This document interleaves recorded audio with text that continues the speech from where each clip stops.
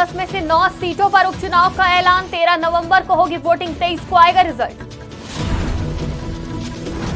बहराइच हिंसा पर deputy CM Brajesh Pathak ने सपा पर कसा तंज, कहा दंगों को लेकर बड़ी साजिश हो रही है। मिर्जापुर पहुंचे केंद्रीय मंत्री गिरिराज सिंह। बहराइच हिंसा पर गिरिराज सिंह बोले सपा हिंदू विरोधी एनडीए है।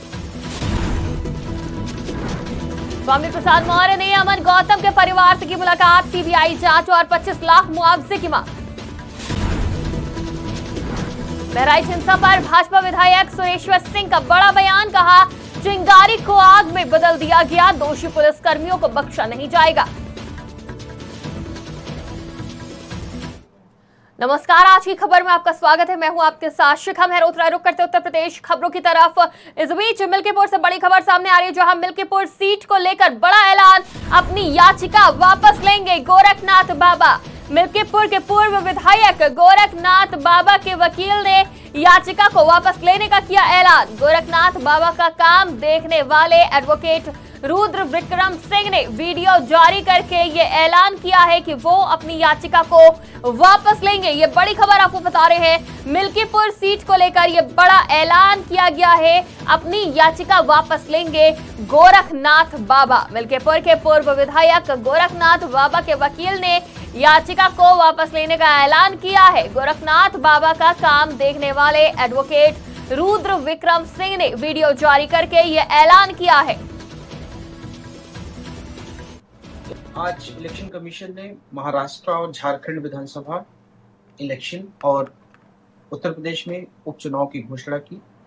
हालांकि मिल्कीपुर विधानसभा की घोषणा इस वजह से नहीं की गई क्योंकि वहां पे मेरे द्वारा एक याचिका फाइल की गई election petition Lucknow high court में। मेरे क्लाइंट गोरखनाथ जो वहां से एक विधायक भी रह चुके हैं, और इलेक्शन पिटीशन हमने गोरखनाथ के द्वारा फाइल की थी, जिसमें हमने ये मांग की थी कि जो अवधेश प्रसाद जी जो अब सांसद बन चुके हैं, उनके द्वारा जो एफिडेविट फाइल किया गया था इलेक्शन कमीशन के पास, रिटर्निंग ऑफिसर के पास, वो बिल्कुल फॉर्ज है, फैब्रिकेटेड है। क्योंकि जो नोटरी उन्होंने कराई थी, ये मेरी याचिका है Gorakhnath versus Awadhesh Prasad Lucknow high court में। इसमें जो नोटरी कराई गई थी, जो राकेश कुमार श्रीवास्तव जो अधिवक्ता, ऐसा दिखाया गया कि इनसे नोटरी कराई गई थी, उन अधिवक्ता महोदय का जब हमने आरटीआई लगाकर पता किया तो उन अधिवक्ता महोदय की नोटरी, ये देखिए यहाँ पे अगर आप पढ़ेंगे तो उन अधिवक्ता महोदय की नोटरी एक्सपायर हो चुकी थी 2011 में, जबकि 2022 के जब चुनाव हुए थे उस इलेक्शन में इसी अधिवक्ता द्वारा नोटरी कराई गई थी। आज इलेक्शन। अगली बड़ी खबर का रुख करते हैं। डिलीवरी बॉय हत्याकांड में नया मोड़, मुख्य आरोपी गजानंद 2 दिन पुलिस रिमांड पर। 3 हफ्ते बीत जाने के बाद भी अभी तक नहीं मिला मृतक का शव। एसडीआरएफ के प्रयास के बाद भी नहीं मिला मृतक का शव। शव बरामद के लिए पुलिस ने किया सीन रिक्रिएट। गजानंद की बताई जगह पर एनडीआरएफ शव को ढूंढ रही है। यह बड़ी खबर आपको बता रहे हैं। डिलीवरी बॉय हत्याकांड में नया मोड़ देखने को मिला है। लखनऊ से यह बड़ी खबर आपको बता रहे हैं। मुख्य आरोपी गजानंद 2 दिन की पुलिस रिमांड पर। 3 हफ्ते बीत जाने के बाद भी अभी तक नहीं मिला मृतक का शव। एसडीआरएफ के प्रयास के बाद भी नहीं मिला मृतक का शव। शव बरामद करने के लिए पुलिस ने किया सीन रिक्रिएट। गजानंद की बताई जगह पर एनडीआरएफ शव को ढूंढ रही है। यह बड़ी खबर आपको बता रहे हैं। जहां फ्लिपकार्ट की डिलीवरी बॉय की मोबाइल के चक्कर में हत्या कर दी गई थी और उसे इंदिरा नहर में फेंक दिया गया था। अब इस मामले में बड़ा मोड़ देखने को मिला है। आरोपी गजानंद को पुलिस ने 2 दिन की रिमांड पर लिया है, लेकिन 3 हफ्ते बीत जाने के बाद भी अभी तक मृतक का शव बरामद नहीं हुआ है। एसडीआरएफ के कई बार प्रयास करने के बाद भी शव बरामद नहीं हुआ। इसके बाद पुलिस ने सीन रिक्रिएट किया है। गजानंद की बताई गई जगह पर पुलिस पहुंची और सीन रिक्रिएट किया, जिसकी तस्वीरें सामने आई हैं। इस खबर पर ज्यादा जानकारी के लिए हमारे साथ संवाददाता अबू तलहा जुड़ चुके हैं। तलहा, 3 हफ्ते बीत चुके हैं लेकिन अभी तक डिलीवरी बॉय का शव नहीं मिला है। पुलिस ने सीन रिक्रिएट करके भी देख लिया है। क्या अपडेट बताई जा रही है? देखिए बिल्कुल शिखा, बात करें तो लगभग आज से पिछले महीने 25 तारीख को फ्लिपकार्ट में काम करने वाले डिलीवरी बॉय भरत की निर्मम हत्या कर दी गई थी, क्योंकि ऑर्डर का पैसा उन लोगों के पास नहीं था और इसी वजह से उन तमाम लोगों ने हत्या करके उसके शव को इंदिरा नहर में फेंक दिया था। आज 3 हफ्ते बाद भी मृतक का शव अभी नहीं मिला है, तो ऐसे में लखनऊ पुलिस ने आरोपियों को रिमांड पर लिया और रिमांड पे लेने के बाद आज पूरे सीन को रिक्रिएट किया गया कि आखिर किस तरह से इन लोग ने हत्या करी थी, किस तरह से मृत शव जो है इंदिरा नहर में फेंका था।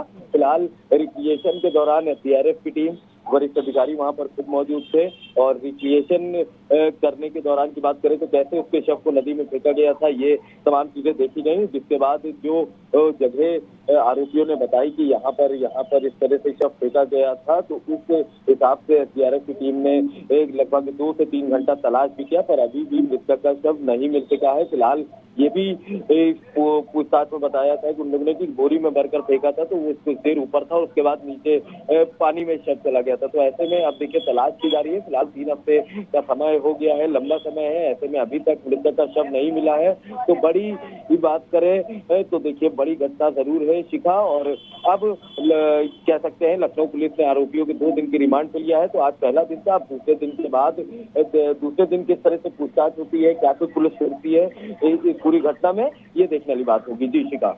जी बिल्कुल, बहुत बहुत शुक्रिया हमारे साथ जुड़ने के लिए। तमाम जानकारी के लिए इस खबर पर हमारे साथ संवाददाता अबू तला जुड़े हुए थे।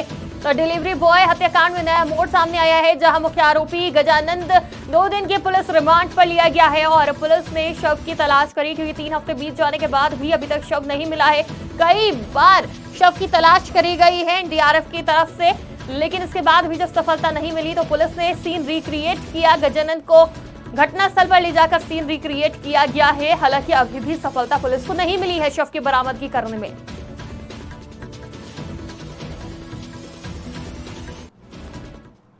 उत्तर प्रदेश में विधानसभा की 9 सीटों पर उपचुनाव का ऐलान हो गया है। मंगलवार को चुनाव आयोग ऐलान करते हुए मतदान के लिए 13 नवंबर की तारीख फाइनल कर दी है। वहीं फाइनल नतीजे 23 नवंबर की तारीख को आएंगे। तारीख का ऐलान होने के साथ ही सत्तारूढ़ भाजपा के साथ ही समाजवादी पार्टी, कांग्रेस, बहुजन समाज पार्टी ने कमर कस ली है। बहराइच हिंसा मामले पर विपक्ष की ओर से किए जा रहे हमले पर बीजेपी भी जमकर पलटवार कर रही है। इस बीच डिप्टी सीएम ब्रजेश पाठक ने कहा कि बहराइच की घटना को हमने गंभीरता से लिया है। आज वहां हालात नियंत्रण में है, जो भी दोषी है उनके खिलाफ कड़ी कार्रवाई की जाएगी। वहीं उप मुख्यमंत्री ने यह भी कहा कि दंगों को लेकर बड़ी साजिश हो रही है, जिसको लेकर सरकार सख्त है। बहराइच का जो घटना है सरकार ने बहुत गंभीरता के साथ लिया है। उच्च स्तरीय जांच चल रही है। जो भी दोषी होगा उसके खिलाफ कड़ी से कड़ी कार्रवाई होगी।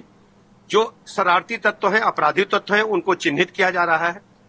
कहीं कोई षड्यंत्र तो नहीं है, उस पहलू की जांच की जा रही है। जो लापरवाही पुलिस ऑफिसर्स द्वारा बरती गई है उसकी भी जांच हो रही है। जो भी दोषी होगा किसी को बख्शा नहीं जाएगा, कड़ी कार्रवाई होगी। और जो पीड़ित पक्ष है, पीड़ित परिवार है, हमारी सरकार उनके साथ खड़ी है। बहराइच का जो मिर्जापुर पहुंचे केंद्रीय मंत्री और फायर ब्रांड नेता गिरिराज सिंह ने बहराइच दंगों को लेकर अखिलेश यादव के बयान पर जमकर निशाना साधा और हिंदू विरोधी डीएनए बताया। इसके साथ ही गिरिराज सिंह ने कहा कि इनके पिताजी ने हिंदू कार सेवकों पर गोलियां चलाई थी और ये चाहते हैं कि सनातन हिंदू खत्म हो जाए, इसलिए प्रश्न उठा रहे हैं कि रूट तय था कि नहीं। जितना आज देश में लोगों के लिए हम नई नई योजना बनाते हैं, प्रति वर्ष एक ऑस्ट्रेलिया पैदा हो रहा है। हमारे पास जमीन पूरे दुनिया का 2.5% है, पानी 4% है। ये जब जनसंख्या बढ़ेगा, आबादी 20% है, ये तालमेल नहीं जुट रहा है। इसलिए जनसंख्या नियंत्रण कानून बहुत जरूरी है। ऐसा कानून हिंदू और मुसलमान के लिए एक समान हो, सिख और ईसाई के लिए, बौद्ध और जैन के लिए।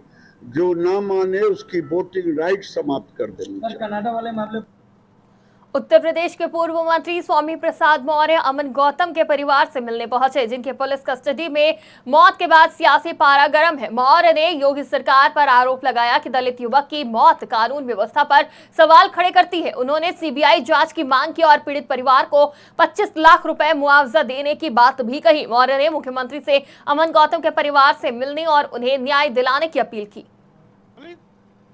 हिंदू नहीं है क्या? पिछड़े हिंदू नहीं है क्या? मुसलमान इस देश का वासी नहीं है? जाति और वर्ग के हिसाब से भेदभावपूर्ण कार्रवाई योगी सरकार कर रही है, जो किसी भी सरकार की नीयत को जनता के बीच में स्पष्ट कर रही है कि जातवादी सरकार है, अनुसूचित जाति की विरोधी सरकार है, दलित विरोधी सरकार है, पिछड़ा विरोधी सरकार है, अल्पसंख्यक विरोधी सरकार है। और इस प्रकार की जो तानाशाही पूर्ण रवैया चल रहा है उसकी मैं घोर निंदा करता हूं। साथ ही साथ मृतक अमन गौतम के परिवारजन के परवरिश के लिए मैं 25 लाख रुपए की आर्थिक सहायता की मांग करता हूं। और साथ ही साथ उसकी 4 साल की बेटी भी है, उसकी विडो पत्नी भी है। उस विडो पत्नी और 4 साल की बेटी की बेहतर परवरिश हो सके, माननीय मुख्यमंत्री जी के अंदर थोड़ी भी रंच मात्र यदि संवेदना है तो परिवारजनों से मिलकर के उनको आर्थिक सहायता देने की घोषणा करनी चाहिए। यूपी के बहराइच जिले में रविवार को 2 समुदायों के बीच हुए विवाद के बाद गोली मारकर की गई हत्या के मामले में मृतक राम गोपाल मिश्रा का परिवार मंगलवार को भाजपा विधायक सुरेश्वर सिंह के साथ लखनऊ पहुंचकर मुख्यमंत्री योगी आदित्यनाथ से मुलाकात की। सीएम योगी ने पीड़ित परिवार के लोगों से वार्ता की, दंगाइयों पर कार्रवाई के साथ अन्य सहयोग की बात भी कही। वहीं आपको बता दें कि बहराइच के विधायक सुरेश्वर सिंह ने कहा कि बहराइच में बहुत बड़ी लापरवाही हुई थी, चिंगारी को आग में बदल दिया गया, दोषी पुलिसकर्मियों को बख्शा नहीं जाएगा। एक चीज तो आप लोगों को कंफर्म कर दें कि मुख्यमंत्री जी से मुलाकात पीड़ित परिवार करने नहीं गया था। माननीय मुख्यमंत्री जी ने स्वयं पीड़ित परिवार को बुलाया था मुलाकात करने के लिए, और मुलाकात हुई, पीड़ित परिवार पहुंचा, पीड़ित परिवार के प्रति पूरी संवेदना व्यक्त की माननीय मुख्यमंत्री जी ने, उनकी पूरी बात सुनी और उन्होंने कहा था कि जिन लोगों ने हमारे लड़कों को मारा है उनके विरुद्ध कड़ी कार्रवाई होनी चाहिए। माननीय मुख्यमंत्री जी ने कहा कि नियम कानून के तहत जितनी कड़ी कार्रवाई हो सकती है कड़ी से कड़ी कार्रवाई की जाएगी। 10 लाख रुपए की मदद देने का आश्वासन दिया है। मुख्यमंत्री आवास देने को कहा है, आयुष्मान भारत का कार्ड देने को कहा है, और जितनी भी सरकारी सुविधाएं हैं जो गरीबों को मिल सकती हैं उन सुविधाओं को मुहैया कराने के लिए जिलाधिकारी को निर्देशित किया है। और उनकी पत्नी हाई स्कूल पास हैं, अगर उनके लायक कोई संविदा पे या ऐसी कोई नौकरी है तो उस पर भी विचार करने के लिए महाराज जी ने उस परिवार से कहा। थाने चौकी पे कार्रवाई हो चुकी है, अब कुछ उच्च अधिकारी भी हैं, जांच हो रही है। जैसे ही जांच रिपोर्ट पहुंचेगी, जो भी दोषी होगा, बड़े से बड़ा अधिकारी होगा, छोटे से छोटा कर्मचारी होगा, कोई भी ऐसा व्यक्ति नहीं छूटेगा कार्रवाई से जिसकी इसमें भूमिका रही।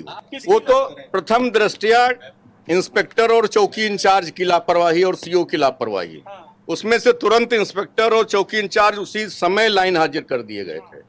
जो शेष बचे हैं उन पर कार्रवाई जल्दी की। बिल्कुल नियंत्रण में है। कल रात से एक भी घटना बहराइच जनपद के अंदर नहीं हुई है। ने पीड़ित परिवार ने इनकाउंटर की मांग नहीं की। अब इनकाउंटर किसी के मांग करने से होता भी नहीं है।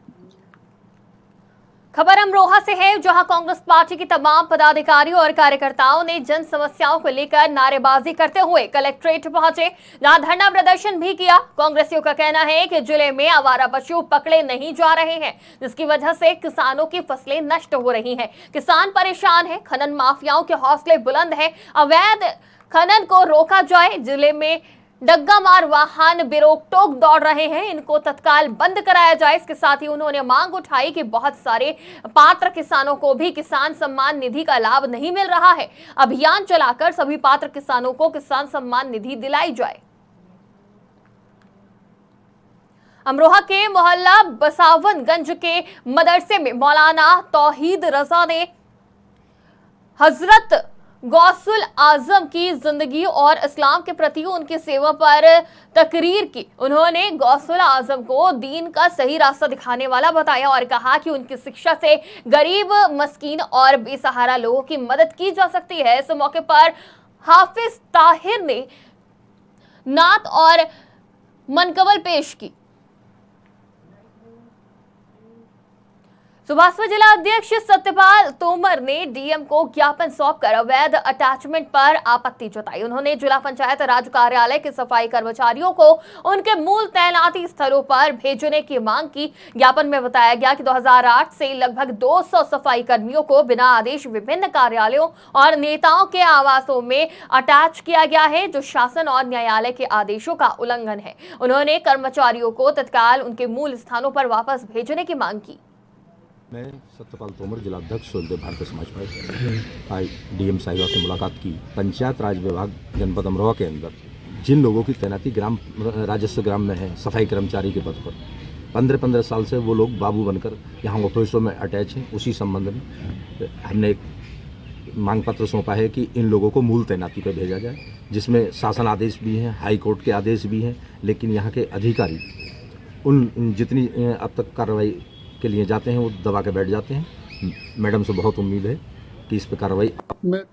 कानपुर देहात के मंगलपुर थाना क्षेत्र के धर्मपुर गांव में आयोजित दंगल प्रतियोगिता में एक पहलवान के साथ दंगल कमेटी द्वारा मारपीट किए जाने का मामला सामने आया है। जसापुर गांव से आए एक पहलवान के साथ किसी कारण दर्शकों में से कुछ लोगों ने हाथापाई शुरू कर दी। स्थिति इतनी बिगड़ गई कि पहलवान को मारते हुए घटना का वीडियो सोशल मीडिया पर वायरल हो गया। पुलिस ने वीडियो के आधार पर जाँच पड़ताल अब शुरू कर दी है।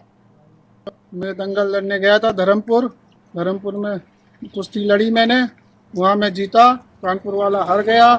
और जब मैं इनाम लेने गया कमेटी वालों ने बुलाया, जो हारा था वो भी पहुँचा। उन्होंने कहा मैं हार गया हूँ, नहीं कमेटी ने बोला ये जसापुर का जीत गया है।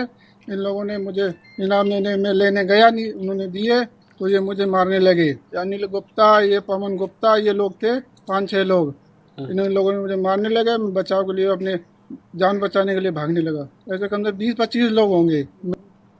लखनऊ के बीकेटी स्थित दीनदयाल उपाध्याय राज्य ग्राम विकास संस्थान में नेशनल सैंपल सर्वे ऑफिस द्वारा 19वीं ICLS की सिफारिशों पर 1 दिवसीय प्रशिक्षण कार्यक्रम आयोजित किया गया। इसमें उत्तर प्रदेश, मध्य प्रदेश और उत्तराखंड के आंचलिक अधिकारी शामिल हुए। कार्यक्रम का उद्घाटन संस्थान के महानिदेशक एल वेंकटेश्वर लू ने किया, जिन्होंने श्रमिक सांख्यिकी और बेरोजगारी दर जैसे मुद्दे पर प्रकाश डाला। प्रतिभागियों को आंकड़ों के संग्रह की महत्ता और निष्ठा से इसे करने पर जोर दिया गया। यूपी के पीलीभीत में 3 दिन से लापता 13 वर्षीय नाबालिग दलित किशोरी का शव तालाब में मिलने से हड़कंप मच गया। सूचना पर पहुंची पुलिस ने शव को पोस्टमार्टम के लिए भेजकर मामले की कार्रवाई शुरू कर दी है। परिजनों का आरोप है कि गांव के ही 2 युवक उसे परेशान करते थे, जिन्होंने उसकी हत्या की है। थाना सुनगढ़ी क्षेत्र स्थित गायबोज गाँव की ये घटना बताई जा रही है। अब ऐसा था, एक लड़का मेरे गाँव का, एक गाँव बस्तना का है, मेरी बेटी को फोन दे रखा था। मेरी बेटी बात करती थी उनसे। 11 तारीख को उन्होंने शाम को फोन करके बुलाया 7 बजे के टाइम। मैं सर बाहर था, मेरी बीवी और मेरी बहू घर पे थी, मेरी बेटियां दोनों। मेरी बेटी गई थी, उसके बाद लौट के नहीं आई। स्टाफ वाले आए, हमने साहब जी लड़का उसे उठाया, दूसरे लड़के बताया उसे उठाया। उसके बाद 2 लड़के और उठाए साहब। उसके बाद 2 लड़के जो बाद में उठाए उन्हें छोड़ दिया साहब। थाना सुनगढ़ी क्षेत्र गांव गयाबोज निवासी वादी द्वारा थाना सुनगढ़ी पर तहरीर दी गई थी कि उसकी नाबालिग पुत्री बगैर बताए घर से कहीं चली गई है। इस सूचना पर तत्काल सुसंगत धाराओं में अभियोग पंजीकृत करके विवेचना प्रचलित की गई। आज दिनांक 14 अक्टूबर 2024 को गाँव के समीप ही तालाब में एक युवती का शव तैरता हुआ मिला है, जिसकी शिनाख्त उसकी पुत्री के रूप में हुई है। शव को तत्काल पोस्टमार्टम हेतु आवश्यक कार्रवाई करके मोर्चरी भेज दिया गया है। मुकदमे की विवेचना प्रचलित है। प्राप्त सुसंगत साक्ष्यों के आधार पर अग्रिम विधिक कार्रवाई की जाएगी। उत्तर प्रदेश की खबरों में फिलहाल इतना ही। देश और दुनिया की तमाम खबरों के लिए देखते रहिए आज की खबर।